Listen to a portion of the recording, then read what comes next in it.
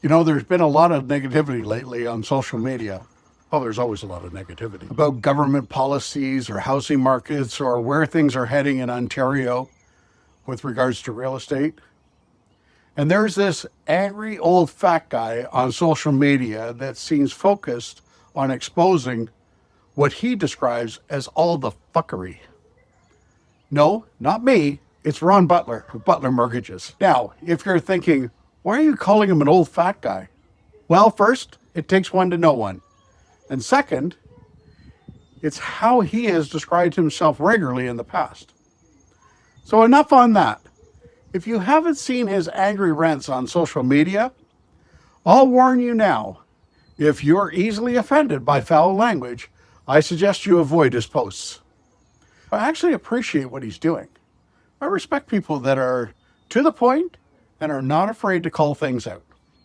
Ron is pointing out real issues like rising interest rates, affordability challenges, supply problems, government policies that are doing nothing short of wasting our taxpayer dollars. And honestly, we need people who are willing to expose that and to call out what's not working. But here's where things start to fall short. It's one thing to highlight the problems. It's another thing entirely to offer real solutions, or at least some optimism, so you don't feel that what you're going through in Ontario has no hope for you at all. And that's where I see the gap. Because you're a buyer and a seller right now, hearing about everything that's broken doesn't actually help you move forward. It doesn't tell you, well, what should I do right now? Is this still a good time to buy? Should I sell? Wait? Or maybe I should adjust my strategy? Or most importantly, where are the opportunities in this market?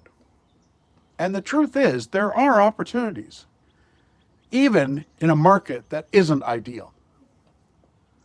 That's where I try to take a little different approach, because instead of just talking about what's wrong, I focus on what you might actually be able to do, or how to navigate this market, or how to make a smart decision. And most importantly, how to protect yourself and still move forward. For example, right now we're seeing more inventory than we've seen in a long time.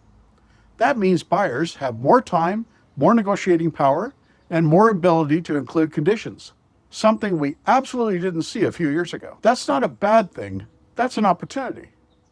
On the seller side, yes, it's more competitive. But that just means that strategy matters more than it ever has. Using the right pricing strategy, presenting the best possible product, and marketing your home effectively are really important and shouldn't be just left to anybody.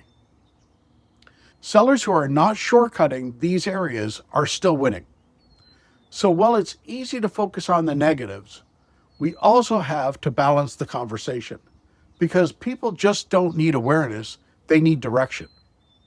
At the end of the day, the market doesn't stop. And quite honestly, life doesn't stop. People still need to move. They still need to downsize. They need to upsize. They need to relocate, and they need to invest. And the goal isn't to wait for the perfect market, because I'm going to tell you now, it doesn't exist. The goal is to understand the market you're in and make the best move within it.